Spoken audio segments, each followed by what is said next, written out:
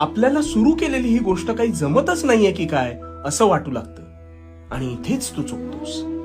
तुझ्या मस्तिष्कात दोन मन वावरत असतात.